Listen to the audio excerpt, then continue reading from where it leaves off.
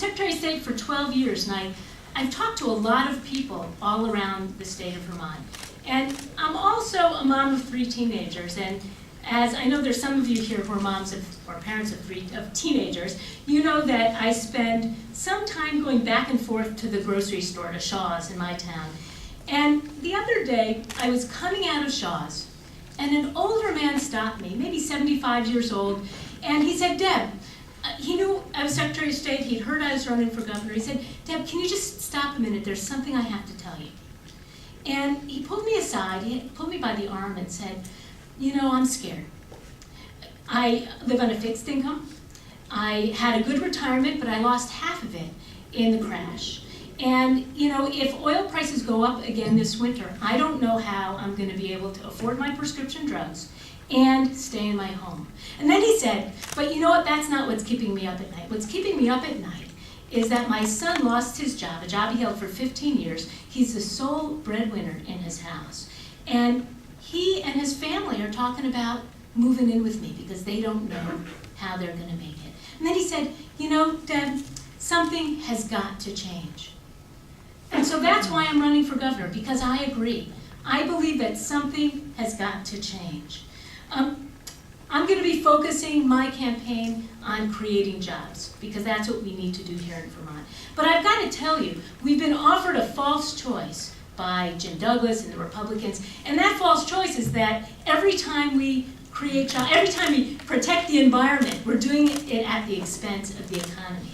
And I believe you all agree with me on this, that we're going to succeed as a state precisely because of our environmental ethic, precisely because of our commitment to protecting our farms and our forestry industry, precisely because we're protecting our open spaces and our beautiful mountains, precisely because we're preserving our village centers and making sure that we've got vibrant communities. I believe that we can't do this. We're not going to accomplish this unless we end business as usual in Montpelier. It's been very divisive these past years. And as Secretary of State, I've stood up for bringing people together to solve problems. And I'll do that as governor. It's not about left or right, these issues. It's about results. And it's about results for the future of Vermont. And I'm looking forward to talking to you about specific issues over the course of the campaign. You're going to be hearing a lot from all 5 of us. And I want to thank you again for coming. I think it's way past time that the environment got talked about first. So I'm really glad to have this first forum be about the environment, because for the past 8 years, the environment has not exactly been a top priority of the administration that we currently have. And it's definitely time to change that. I think the question that everybody wants to ask all of us first is, looking at the state of Vermont, looking at the economy, looking at the national economy, why do you want to be governor? Good question. It's because I understand the problems, and I understand the complexity and have worked with all of these problems for the past 18 years that I want to be governor. I have been in the Senate for 18 years. I have been on Senate Appropriations for 16 years, and I have been the chair of Senate Appropriations for 8 years. The Appropriations Committee is the only place in state government, other than the governor's office, where your job is to understand all of state government. Every program, how it works, how it doesn't work, how it interacts with everything else. We know that this upcoming year is going to be very difficult, but the year after that's going to be really hard too. We know that here in Vermont, we have great values, whether it's about the environment, whether it's about maintaining our communities, whether it's about caring for our neighbors that need assistance. I believe that this campaign is about our Vermont values. It's easy to lose sight of those values and have them played off against each other when times are tight. This election is going to be about government learning how to restructure itself, how we offer as government the services people need in a better, faster, more efficient manner, how we create a government in the state of Vermont that is affordable for all the citizens of this state. It's about the economy, it's about jobs, but more importantly, it's about our values and making sure that we keep our values in the forefront of everything that we do. One thing I have learned about Vermonters, or really haven't learned, it's just reconfirmed for me in my years in public service. When we decide to solve a problem, Vermont's a real special place to me. I grew up here and enjoyed our environment as a kid without thinking about public policy a whole lot. And it's important that we maintain that quality of life that I enjoyed as a kid and that we want all of our children to enjoy.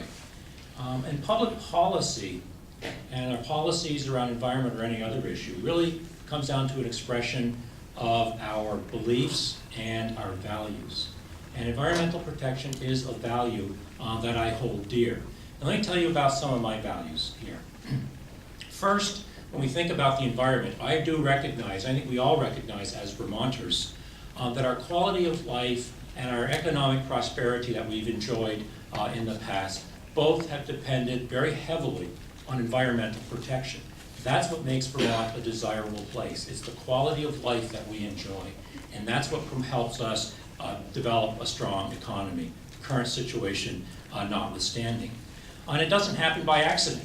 I mean, a lot of people think, well, we're a special place, so we don't have to do anything. We're just going to continue to be a special place. And it doesn't happen by accident. It happens because there are people out there, you included, who have been visionary over the years, continue to be visionary, and want to maintain Vermont's high quality of life. And I think back to the 1970s and the visionaries then when we really established Vermont's environmental stewardship. A lot of the work began on the 1960s, and a lot of the efforts started to recognize the issues we had started. Phil Hoff was governor at the time, and then Dean Davis came along, and in a bipartisan way, we addressed the difficult environmental issues we faced. Passed Act 250, current use came along, we had the bottle bill ban, we had billboards ban. We said Vermont is going to be a different place. Didn't happen by accident, it happened because people cared. And again in the 1980s, when Madeline Kunin was governor, I chaired the Senate Natural Resources and Energy Committee. A lot of people in this room were active then. We continued that effort. We protected upland streams from the encroachment of the ski areas and the things that they wanted to do to our water quality. We removed underground storage tanks. We replaced leaking landfills and replaced them with lined landfills. So that's why it's important to me. The second issue, and I got my card here, that's important to me is climate change. And let me be really clear. Climate change is the biggest threat to the human race and our planet since the dawn of the nuclear age. Vermont can take a lead, has taken a lead, and should continue to